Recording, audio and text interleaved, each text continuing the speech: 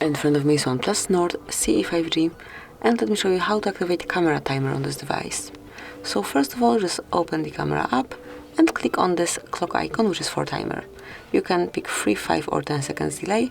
Let me go with 5, and from now on you can grab a photo with such delay. So just grab a picture and you will notice the countdown.